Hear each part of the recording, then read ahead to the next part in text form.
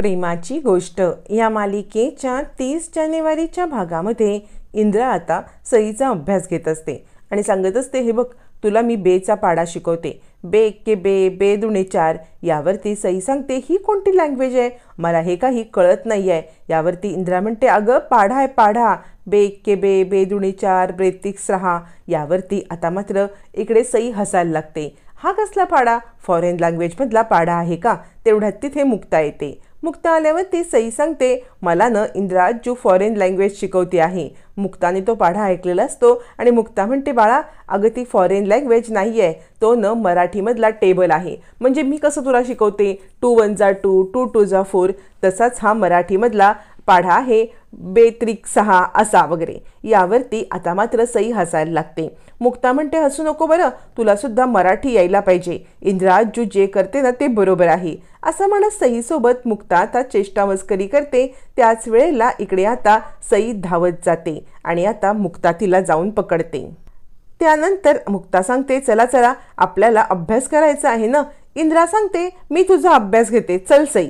यावरती सई सांगते, नको, मुक्ताई माझा चांगला अभ्यास घेईल. मग इंद्राचा चेहरा पडतो. त्यावेळेला ही गोष्ट मुक्ताच्या लक्षात येते. मुक्ता सांगते, आज न सई माऊ मला थोडंसं काम आहे. माधवी आज्जूची तब्येत खराब आहे ना, त्यामुळे मला तिकडे जायचं आहे. तू इंद्रा आजीसोबत अभ्यास कर. यावरती सई सांगते, ठीक आहे, पण तू लवकरात लवकर येशील ना. यावरती मुक्ता सांगते, हो बाळा मी येईन लवकर.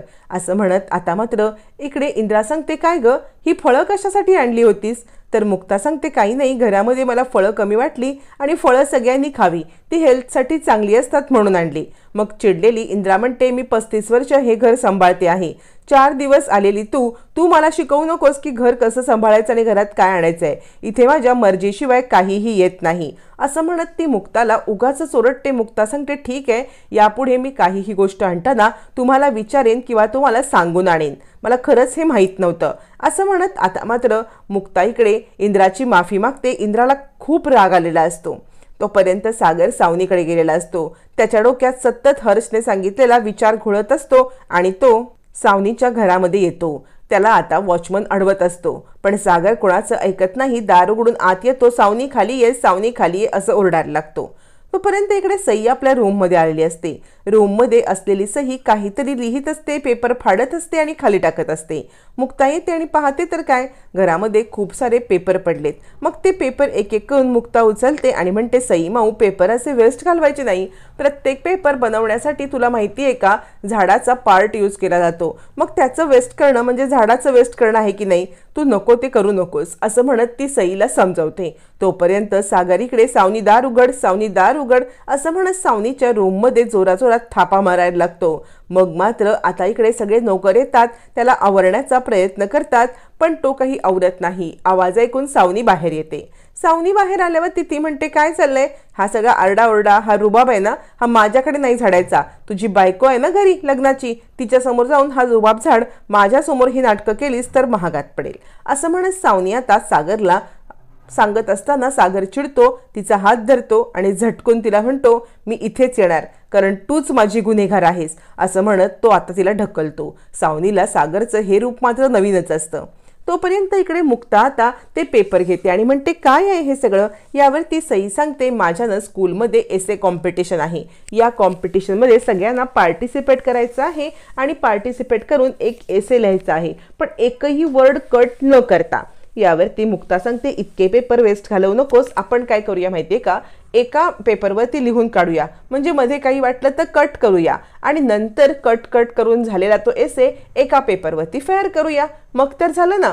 सईला ही युक्ती आवडते. मग मुक्ता लिहिलेलं सगळं काढते आणि म्हणते, विषय काय आहे? त्यावरती सई सांगते, माझे बाबा. मग मात्र मुक्ताला खूप चिंता वाटते, आता बाबांवरती सईने काय लिहिलं असेल. म्हणून आता मुक्ता एक एक करून पेपर काढते आणि वाचायला लागते. पेपर वाचत असताना मुक्ताने आता वाचता वाचता सगळंच वाचून टाकलेलं असतं. सईने लिहिलेलं असतं की बाबा दिवसा माझ्यावरती खूप चिडतो आणि रात्री माझ्या उशाला येऊन खूप रडतो आणि त्यानंतर त्याला मी अजिबात आवडत नाहीये आणि माझ्यामुळे तो मुक्ताईवर सुद्धा चिडतो. माझ्याचा राग तो मुक्ताईवर काढतो. असं म्हणत तिच्या मनातली गोष्ट बघता आता मात्र मुक्ताच्या डोळ्यात पाणी येतं. तोपर्यंत इकडे सागर दारू पित असतो आणि सावनीला म्हणतो, तू आणि तुझ्या त्या 6 फूट उंच बॉयफ्रेंडने माझं लाईफ बर्बाद केलंय. जेव्हापासून तुम्ही दोघं जण माझ्या आयुष्यामध्ये आलात ना तेव्हापासून माझ्या आयुष्याची बर्बादी सुरू झाली। एक क्षण सुखाचा माझ्या आयुष्यामध्ये आला होता, तो म्हणजे सईची मला कस्टडी मिळाली।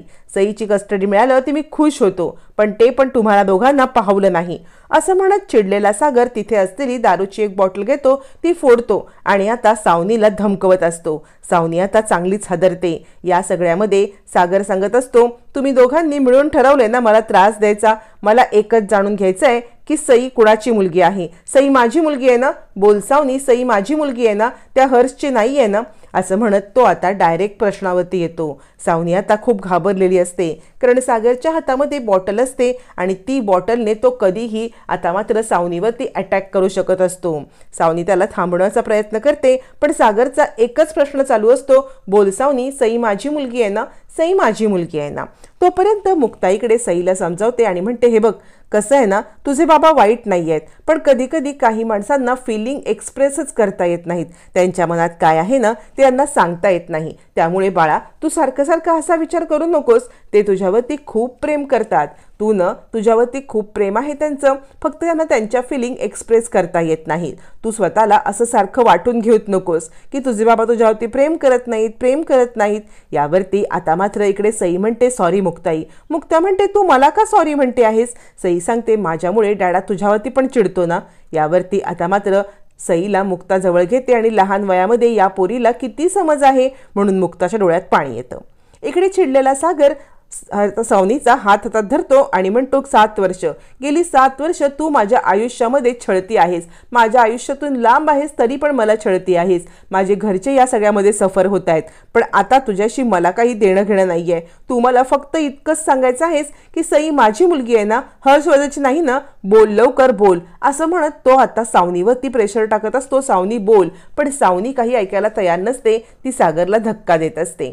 तोपर्यंत इकडे आता सई सांगत असते, पण मुक्ताई, माझ्यामुळे तुला ओरडलेलं मला नाही आवडत। बाबांचं माझ्यावरती खरंच प्रेम नाहीये। मुक्ता सांगते, ए बाळा, सारखं सारखं निगेटिव्ह बोलणं बंद कर। हे बघ, बाबा तुझ्यावरती खूप प्रेम करतात, तुझ्या बाबांचं तुझ्यावरती खूप प्रेम आहे, फक्त त्यांना त्यांचं प्रेम सांगता येत नाही। त्यांचे काही प्रॉब्लेम, त्यांच्या काही अडचणी, या सगळ्यामुळे त्यांना काही प्रॉब्लेम सांगता येत नाहीये। त्यावरती सई सांगते, मग तू फोन लावून बघ ना, कुठे आहे पप्पा ते? त्यावरती मुक्ता सांगते, माझा फोन रूममध्ये आहे, मी फोन आणते। आणि मुक्ता फोन आणते आणि फोन लावते, तर फोन मात्र काही उचलला जात नाही। इकडे चिडलेला सागर सांगत असतो, मी तुमच्याकडून सगळं सत्य जाणून घेणार आहे। मला कळलं पाहिजे की सई कुणाची मुलगी आहे, नाहीतर तुम्हाला मी धडा शिकवेन। सावनी म्हणते, थांब, पोलिसांनाच बोलवते। त्यावरती सागर म्हणतो, तुला जे करायचं ते गर्ग, पोलिसांना बोलव, नाही तर अजून कुणाला बोलव, मी कुणालाही घाबरतच नाहीये।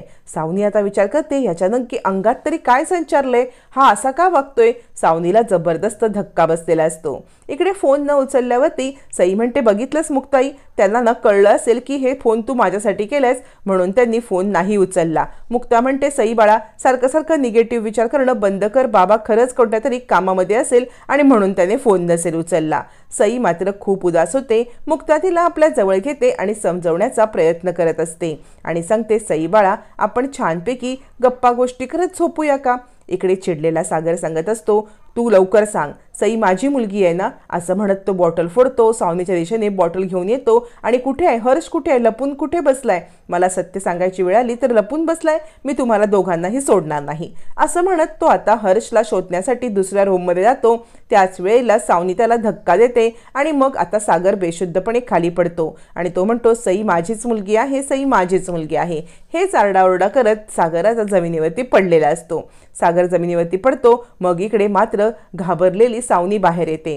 तोपर्यंत इकडे मुक्ता विचार करत असते, हा माणूस गेला कुठे असेल? म्हणजे आता दारूच्या नशेमध्ये कुठेतरी पडला असेल, पण ह्याला साधी अक्कल नाही की घरून फोन येतोय किंवा एखादं कळवावं तरी। आता तोपर्यंत इकडे सावनी फोन उचलते आणि मुक्ताला बोलवून घेते। मुक्ता ज्या वेळेला सावनीच्या घरी जाते, सावनी सांगते, अगं तो इथे येऊन इतका तमाशा केला ना आणि सारखा सारखा एकच प्रश्न विचारत होता, तो म्हणजे सावनी तू मला का सोडलंस, सावनी तू मला का सोडलंस? सावनी इथे पण खोटंच बोलत असते। सावनीचं खोटं आता मात्र मुक्ता आता इकडे सावनीने तिखट मीठ लावून सगळं आता मुक्ताला सांगितल्यावरती मुक्ता घरी येते आणि म्हणते, ज्या सावनीच्या तोंडावरचा तीळ बघून तुम्ही इतके चिडता, त्याच सावनीवरती आता तुम्ही तिकडे तिला भेटायला गेलात, का सोडले म्हणून विचारताय. अंधाऱ्या गल्लीमध्ये जाऊ नका आणि तुमचं सई, तुमचं भवितव्य तुमच्यासमोर हात उभं करून उभा आहे, तिचा हात पकडा. अंधाऱ्या गल्लीमध्ये सावनीच्या मागे जाऊन काही मिळणार नाही असं म्हणत मुक्ता आता इकडे सागरला समजवत असते.